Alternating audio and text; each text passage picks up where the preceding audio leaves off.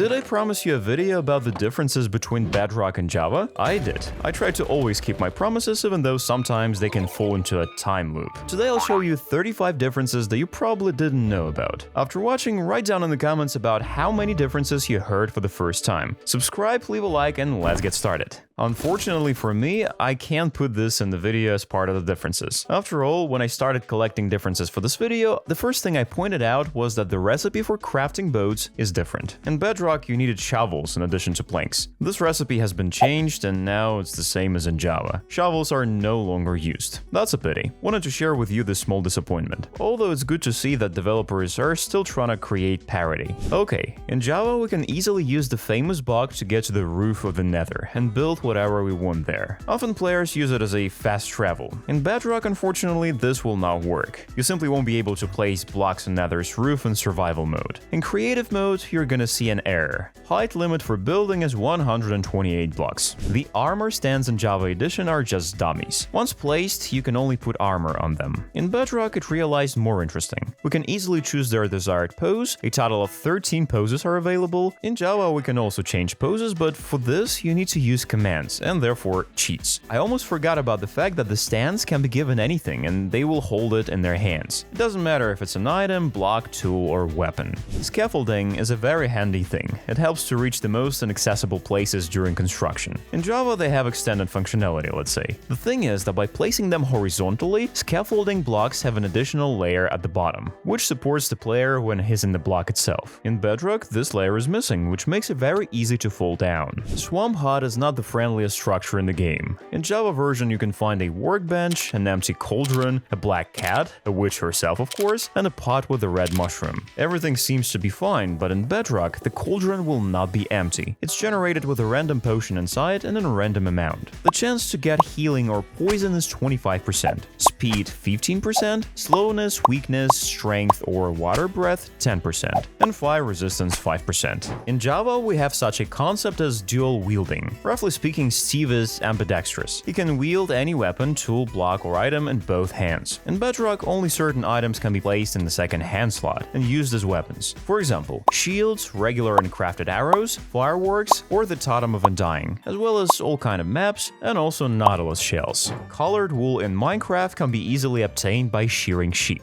You create an automatic farm, leave it for a while, and later you come back to collect the desired color. If you shear a colored sheep in Java game, then instead of its wool, we'll see the skin as well as small flecks of white wool. While in Bedrock, these flecks will be in the color of the sheep itself. So in Bedrock, it's much more easier to sort out which one is which, if they're all in the same pan. Gravity in Minecraft is a very weird thing. It's kind of present, but at the same time it's not. This applies to both versions without exception. Although Bedrock is still trying to do something. If you destroy a block that has a layer of snow on it, it'll smoothly fall on the bottom block. It looks very nice. In Java, however, it just destroys with the block. Which option do you like more? Write in the comments. I don't know who wins from this, but in Java, we can only dye the banner with the help of a loom. In Bedrock, it can also be done on a loom, but you can dye the banner in a regular workbench without any problems, but it will waste a lot of dyes. It's not clear why this possibility still exists. Combat mechanics in Minecraft is something that needs to be improved. Almost any player says this. In Java, the game is divided into two parts, before the combat update and after. In Bedrock, there's no such moment. In this version, you can just attack without a pause. In Java, you have to wait for the moment to fill the attack to make a hit. I understand that the problem here is just in mobile devices, because there are not many buttons, but in general, I think the developers will come up with something. Where do you think it's easier to build? In Java or Bedrock? I think in Bedrock. The thing is that placing blocks in front of you in Bedrock is a pleasure. You just choose the right angle and start placing them. You don't have to press shift, turn around towards the block, aim at it, and only then place it. Again, this is done just for the more comfortable experience on mobile devices. Whoa, look at that armadillo. It looks unusual. You know why? Because I want to ask you what other differences exist between Bedrock and Java Minecraft. And maybe we're gonna make the second part. That would be a big help.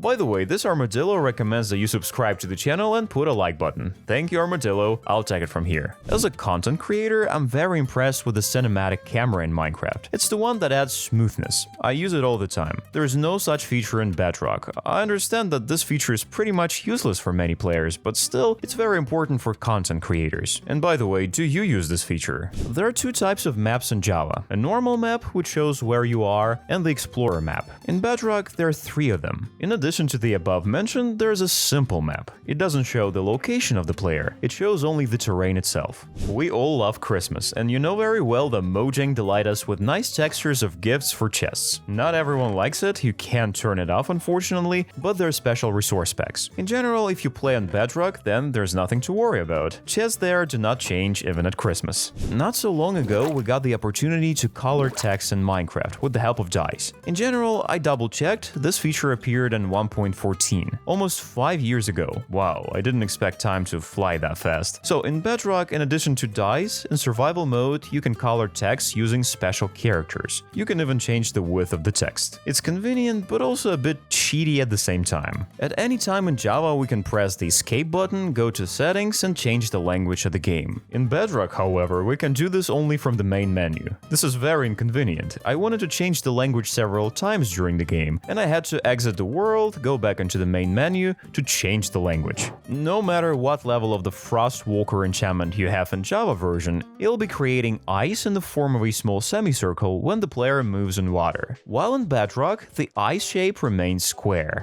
One of the most obvious things is the debug menu. Yeah, I realize it's pretty cheaty, but a lot of players have become comfortable using this feature, including myself. In Bedrock, there is no such function, there's only the ability to show coordinates, and it cannot be turned off and on with one key. For this, you have to go into the game settings. Every year, the developers have a tradition. On October 31st, they place a pumpkin on the head of every undead in Java. Thus, they stop burning in the sun and can obliterate you even in the daytime. But there is no need to worry if you play on Bedrock. This thing is not the case there, at least for now. Few players know that the Java game has full-fledged waypoints. To do this, you need to take a banner, give it any name, grab the map, and using the keyboard shortcut Shift plus the right mouse button to click on the banner. A dot will appear in the map. To remove the dot, just destroy the banner. In Bedrock, for some reason, that feature is not there. With fishing rods, you can cast the line not only in the water, but also on land. In Java, they can attract both enemies and items that lie on the ground. Sometimes it's convenient. In Bedrock, you can only lure enemies. Items will stay in place immobile. It was a big revelation to me when I found out that in Bedrock, carpets and wool cannot serve as fuel. In Java, however, we can throw them in the furnace and use those blocks to cook what we want. It'll take 2 blocks of wool to melt one item. Speaking of carpets, you're gonna need 3 pieces. Yeah, not the best fuel, but still better than nothing. The beacon is an integral part of the late game. It's not only a nice bonus to the game, but also a great point of reference, so to speak. In Java, it can be seen from up to 256 blocks away, while in Bedrock, it's seen only from up to 64 blocks away, no matter how high you set the rendering distance. I cannot say that I used a minecart with furnace very often in the game. Sometimes I had to use it to transport villagers. Overall, it's no big deal. I think most players use it about as often as I do. You know who definitely uses it the least often? Bedrock players. For some reason, it just doesn't exist in Bedrock version. I can't figure out why is it the case. If you have any ideas, write them in the comments. I'm not a big fan of spider jockeys. They're pretty nasty looking. Maybe it's my inner arachnophobic talking. But remarkably, these guys are different for each version. For example, in Java, we can only meet a regular skeleton on a regular spider. In Bedrock, however, it'll only be a cave spider riding a wither skeleton or stray. As I said earlier, Bedrock version doesn't have the updated combat mechanics, and accordingly, it lacks some enchantments needed for this. For example, the sweeping edge still hasn't been added to the game, although I think despite the combat changes, these enchantments can exist in the game and be useful to players. Turtle eggs are a treat for zombies, and they're eager to break them. And here comes the difference. In Java, a zombie will break all the eggs that were on the same block at the same time. In Bedrock, a zombie will be doing it gradually, breaking one egg after another. The same thing works with the hand. I just don't understand why this hasn't appeared in Bedrock yet. Why on Java I can freely change versions versions in the official launcher, while for Bedrock there's no such possibility. Sometimes I want to go and play the old versions. There's still ways to change versions, but they're not official and often a bit odd. In case you didn't know, the trapdoor can serve as a ladder. This works only in conjunction with a real ladder, and developers have added this feature to make it more convenient to climb up and down in the rooms where the trapdoor is used. In Bedrock, however, trapdoors do not have this feature, not even in conjunction with a real ladder. One really cool thing in Bedrock is the emotes. Mostly all of the cool emotes cost real money. There are some free ones too, but anyway, in general, as a mechanic, it has appeared in Bedrock long ago. In Java, it's not the case. Of course, you can add them with modifications like emote craft, but I'd like it to be official. I want to confess to the fact that I very rarely use tipped arrows. I don't know why it is the case, probably due to the fact that I don't often engage in combat in the game. There are differences in them too. In Java, there are two exclusive arrows, spectral and also slow falling. Bedrock doesn't have them, but it does have the withering arrow. You can only get it by buying it from a villager. Water in cauldrons in Java is intended for two things, for potions as well as washing leather armor. Yeah, you heard me right. Leather armor can be washed. In Bedrock, we can dye water with any dye, and then wash any part of the leather armor in that water, and then that part of the leather armor will be dyed. Dolphin Grace is a very useful effect that we can get by swimming near dolphins. We'll be able to swim much faster. That's how it works in Java, but in Bedrock, it works a bit weird. The thing is that if we follow all the same steps, we will indeed get the effect of faster swimming, but the effect icon and particles will not be seen.